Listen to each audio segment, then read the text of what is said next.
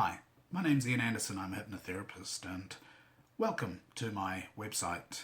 Please take the time to have a look around the website. There's plenty of information here on various issues and problems you may have. But what I'd like to do first, if you don't mind, is I'll give you a wee bit of an overview of what I sort of see hypnosis as, because there are quite a few misconceptions around hypnosis. And I've come to learn over many years, even though that we have but one mind, we have various, I suppose, aspects of the mind. We have a conscious, logical, practical mind, and we have a feeling mind, an emotional mind. And when these two aren't in alignment, then we have conflict. So there can be phobias, anxieties, fears, all sorts of behaviours. And behaviourally, we are able to emotionally shift ourselves so long as we have the right tools, if you like, the right information. Unfortunately, for all practical purposes, when we went through our schooling, we weren't given very much in the way of emotional tools. We were given a lot of practical information, a lot of sort of structural, functional, strategic sort of what I call processes, but your emotional processes were pretty much left on the shelf as far as, you dealing with your own feelings.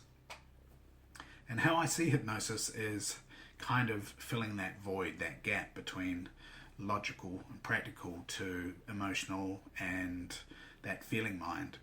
And it's a means of communication. It's a kind of very powerful means of communication that you have. When you think about, when we came onto this planet, when you first arrived, you were born without a consciousness. You were born, with all intents and purposes, really in a kind of hypnotic state.